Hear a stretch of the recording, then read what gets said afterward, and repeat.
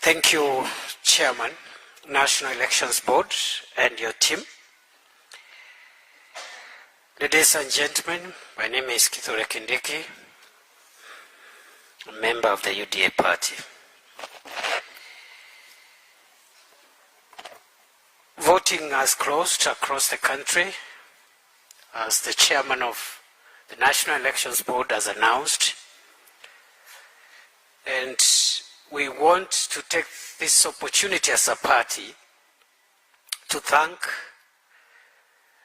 all UDA members who came out to vote and those who are continuing to vote in cases of extended voting for those areas that started late. As the chairperson of the National Elections Board has announced, voting will continue until the last person has voted, because no one should be denied their democratic right to choose their leaders. The exercise has been largely successful, and the party appreciates the role of voters and the role of leaders who are aspiring for various positions for keeping the peace and ensuring that this exercise is successful. The party notes with concern that there has been isolated cases of violence and misconduct. The relevant organs of the party are seized of those cases, as has been reiterated throughout the day, and firm and resolute action will be taken against any person who is found to have been culpable of election misconduct, disorderly conduct, election violence, harassment, intimidation, or obstruction of the democratic process. Ladies and gentlemen, this has been the most elaborate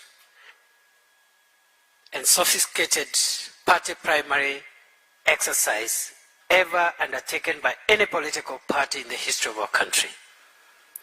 We take pride in our officials at polling centers and tallying centers across our constituencies and counties that were participating today.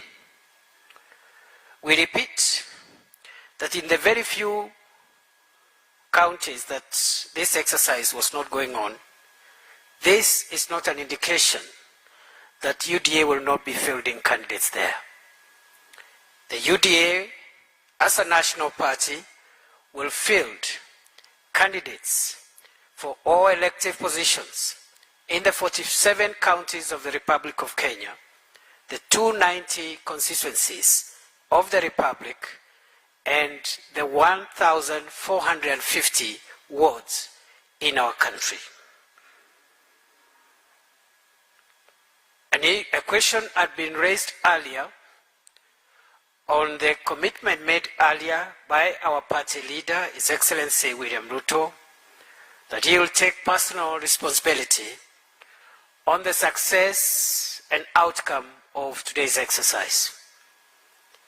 I would like to confirm to our party members and to all Kenyans that the party leader has been seized of the exercise since it started at 6 a.m. this morning.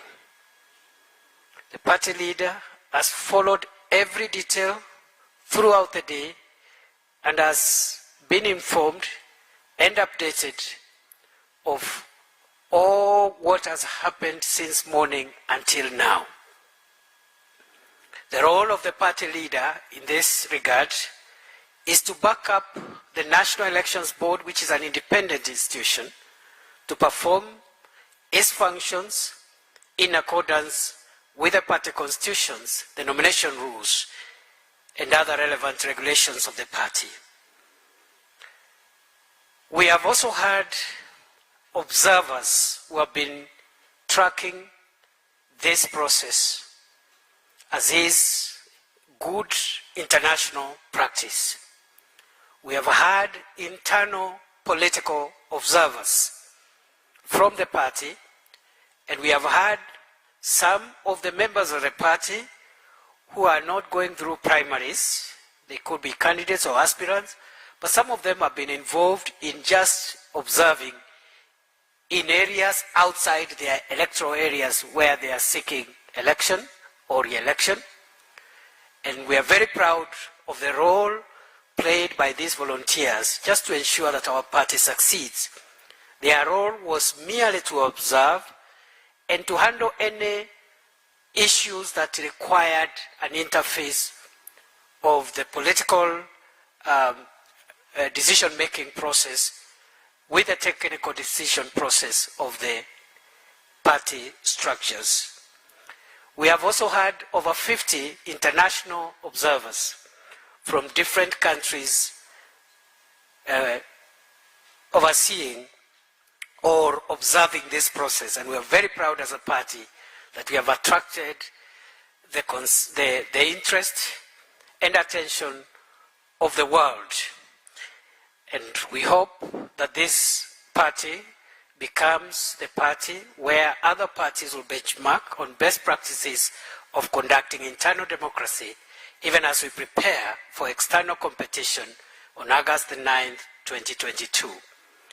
Ladies and gentlemen, the voting process has closed, and now what has commenced, as has been announced by the National Elections Board, is the tallying of votes. As the chair of the National Elections Board has indicated, the results as announced in the polling stations are final. What is happening at the tallying centers is the tallying and the collation of results and the formal announcement of the aggregate outcome of the process. We urge, as that process comes underway, we urge aspirants and their agents,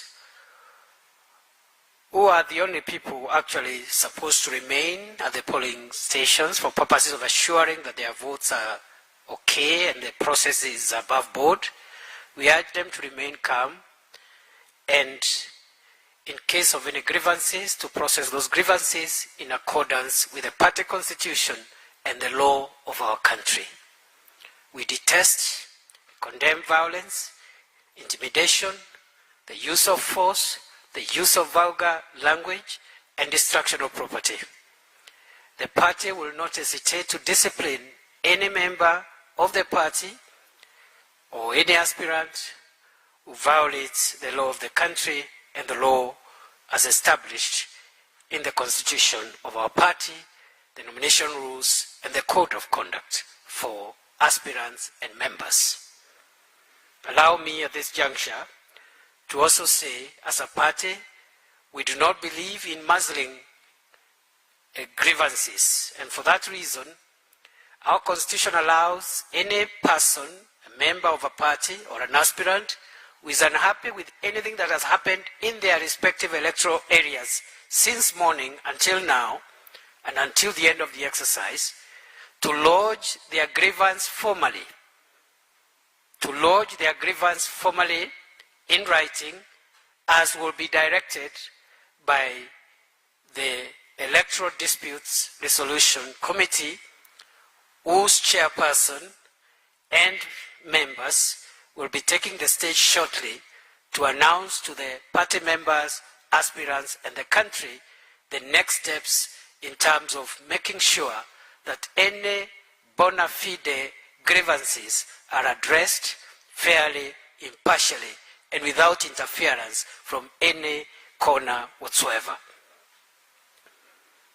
The Electoral Dispute Resolution Committee, therefore, will get seized of its mandate with immediate effect and will work in consultation with the National Elections Board as per the party constitution to deliver justice to the voters and the aspirants who braved the long hours today to exercise their democratic right. As has been announced by the chairperson of the National Elections Board, the party leader, our leader, will be addressing the nation at 9 p.m.